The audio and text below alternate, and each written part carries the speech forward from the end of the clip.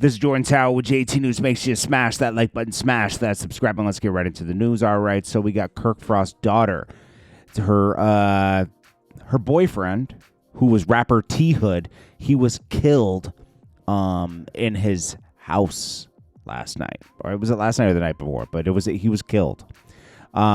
She says, I didn't harm anyone or ask anyone to harm him. I didn't call a brother.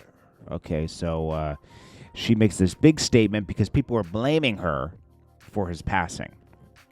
She said, first off, I've been advised to not speak up by plenty of parties. I can't sit back and let this narrative being created go on. The love of my life is gone.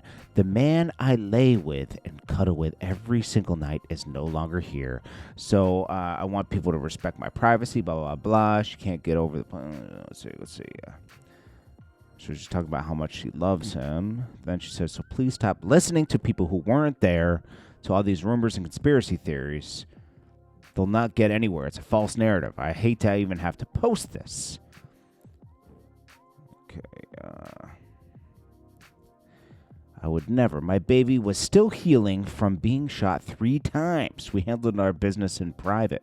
So this guy was shot 3 times? I didn't call anyone but his mother. Okay, so this is weird. Did someone break into the house? Meanwhile, Kirk Frost is going back and forth with K. Michelle. K. Michelle and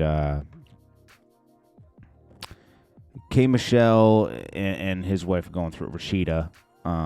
They're going back and forth on streaming numbers, and Rashida got bags at recent show that stands for billions. I guess she's still doing shows. Who cares? This is like Love and Hip Hop beef to me. And then K. Michelle says, you really sat there and let that man embarrass you again. Talking about Spotify listeners for TikTok challenge song. Crazy. I'm number 4, number 1 Billboard albums, 2 platinum records. Yeah, you can't compare the two. Rashida's not a real artist. I'm sorry. It's just a fact. Okay, like it is what it is. She's made a way in life, but she's not an artist. Then we got the Weeknd told a fan kept saying like F Drake, and he said he told him to cut it out. So this Drake thing is over. I mean, it was fun for these people in a minute. We'll get into a video on that later. I have a different theory about this. I mean, it's not different, but I have a more complex theory. It just makes more sense about the Drake and Kendrick beef.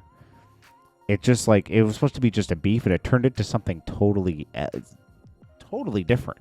Should have just been about Kendrick and Drake. It turned into like the whole industry against Drake, which was weird. The Kendrick and Drake part, I'm cool with that. But the fact that it turned into a whole like pile-on was weird.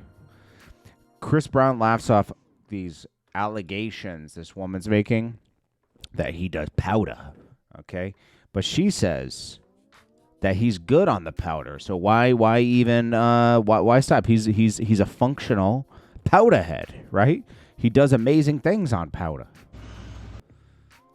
To be honest, Chris Brown is the only nigga that has any business doing coke because he's very fucking productive off that powder.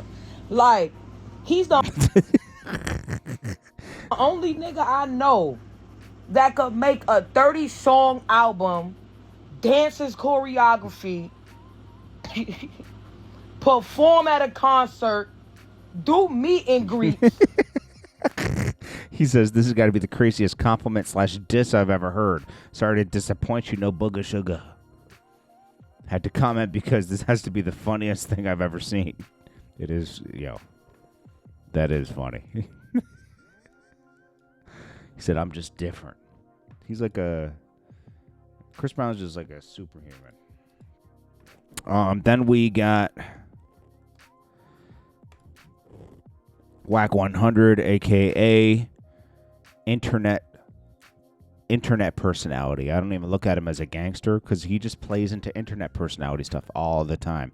Him and Ray J are on this thing. We're like, well, I ain't going to pay to get posted, so I'm going to just create controversy nonstop. Until that will catch up to you one day, but hey, it is what it is. And they know that. All right, so this is Finnesse2Tymes' mother speaking out. This is the one that's facing eviction, but then, she says that her son never helps her and everything. Then it goes into a big thing where, everything changes, where she got involved with a Nigerian fraudster, she says. And she's in court facing 6 years in jail. And it's like, whoa, wait a minute. I thought you were just down on your luck. I found me a job taking packages back and forth to the post office every day. Just so happened this one time when I got paid, they dropped $500,000 in my account. Oh, okay. Since y'all won't know about. So she found a job taking packages to and from the post office. And then one day they dropped $500,000 in her account. About this charge, I'm giving y'all some juice tonight. I'll keep talking about that $500,000. The feds got it. The feds got it. They locked all that down. So I don't have $500,000. I'm not no scammer. I don't scam. Them days over with.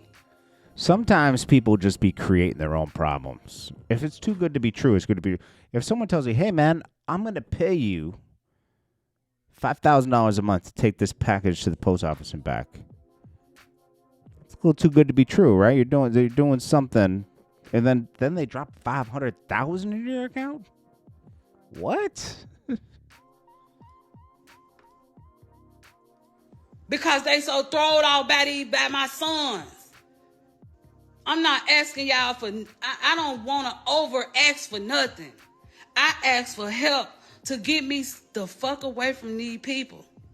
Away from up under this umbrella where I got to dummy myself down and not be me. To try to keep a person copacetic with me so they won't unhouse me. That $500K got me a felony. A felony. Now, someone can't just, it's like, if someone just puts $500K in your account, you should report it immediately. Okay? You don't just get dropped $500,000 into your account for nothing, okay? Oh, because I'm trying to work. And I damn sure wasn't finna tell them I got it. I'll tell you, I bet you the felony comes from the packages she was dropping off. Sure wasn't. The $500K was to pay for your lawyer. So yeah, I got a charge. And guess what? And I got a public defender. But everybody else got lawyers. Y'all make that shit make sense, man. Man. Yo, that Memphis accent. So then Finnesse2Tymes drops the best freestyle of his life explaining this. And I ain't gonna lie, it's good. Say if you fall down, you get up, baby. They tried to lock me away, but it ain't enough, baby. It's gonna take you an army. This is dope. It's gonna take you an army. It's gonna take you an army. Say if you fall, went to jail, came home, went to jail again, came back again, went straight in, copped the beans, went fed. Then I lost a lot of friends. 5 years, relatives, family problem. Now I feel like Eminem. 5 years, relatives, family problem. Now I feel like Eminem. These songs, bitch gone, mental problem. Now I'm popping syrup wheel. Bipolar, schizophrenic. Let's see. And down you get up, baby. Is he gonna drop this song? Cause it's still, it's pretty good. Lock me away, but it ain't enough, baby. It's gonna take you an army. It's gonna take you an army. It's gonna take you an army. Say if you fall, where were you on visitation day? I was shedding tears. Where were you when the Fed lawyer told me I was facing 10 years, huh? Nah, that's a good one right there. So his mom wasn't there, so you got to go to his thing. You can watch the whole thing. I'm gonna just play snippets of it. Basically, he's telling you his mom wasn't there. She wasn't there. It's probably the best. But that brought out the best of him. He made one of his better songs just now. So it is what it is. Anyways, I've been tired today. Every day is not a good day, right? So I got a few more videos to drop. It's the weekend anyway, so I'll drop another video in a little bit. And I appreciate you guys for watching me. And make sure you leave a comment. Let me know where you're tuning in from. And I'll be right back. I appreciate you all. Smash that like button for me. Peace.